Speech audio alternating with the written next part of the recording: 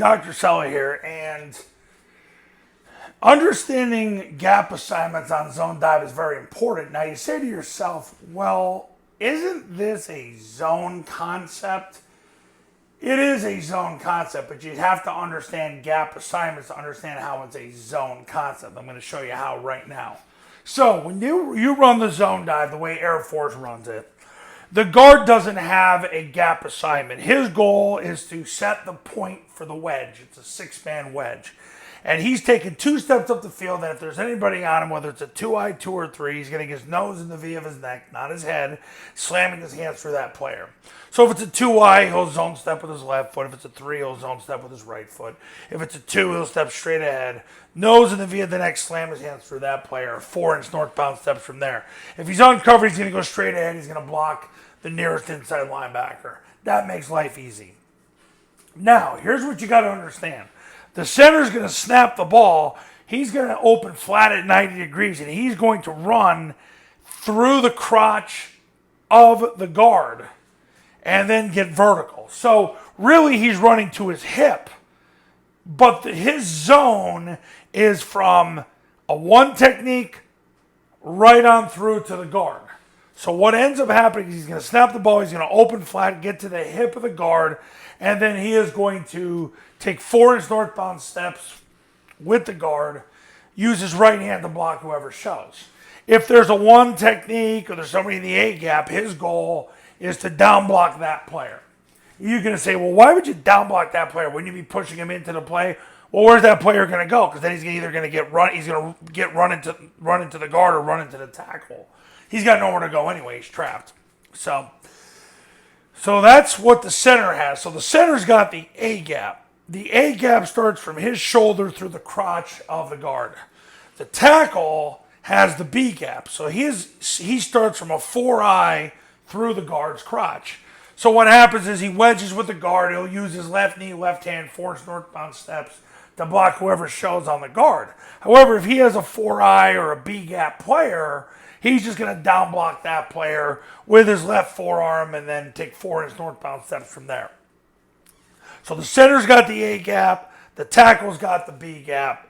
The guard doesn't have any gap. He sets the point on the wedge. The backside guard blocks the spine of the center. That's what helps him maximize canceling the A gap. The backside tackle blocks the spine of the backside guard. That's what maximizes him canceling the backside B gap. Because the issue is beating the run-throughs. And all your job is to beat the run-throughs. How do you beat the run-throughs? You make scoop blocking an internal conflict.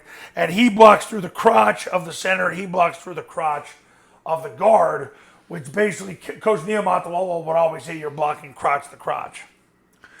The A-back has the C-gap, but the C-gap starts at the crotch of the tackle. So he steps with his inside foot and 2-hand slam, and whoever shows through the crotch of the tackle. If nobody shows, then he goes second level. So that's how he cancels the C-gap. He cancels the C-gap through the tackle's crotch. The receiver or the heavy tackle, if you run it out of heavy, steps with his inside foot first, climbs vertically, and then whoever the D-gap defender is, once he gets his heels past the heels of that player, then he turns and anchors down. And that's how he cancels the D-gap. So what happens is, center's got the A-gap, tackle's got the B-gap, backside guard's got the backside A-gap, backside tackle's got the backside B-gap. A-back has the C-gap, receiver, third guy in the surface, heavy tackle's got the D-gap. That's how it's done. A, B, C, D, backside A, backside B. You're going to say, well, what about the backside C-gap? Don't have to worry about that because the only way he'd make the play is if your splits were too tight. If your splits were 3.5 feet, not going to happen. Even if they're a little tighter than that, that's not going to happen because the ball hits quick.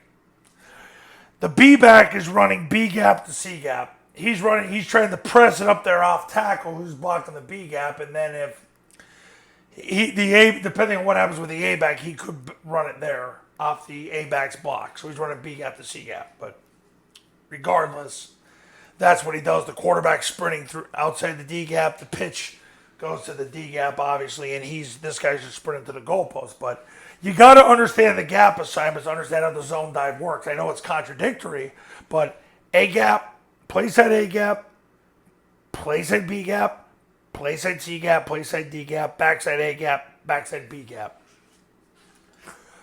This guy sets the point on the 6-man wedge. He doesn't have a gap. His goal is to set the wedge. So that's that. Those are the gap assignments on zone dive.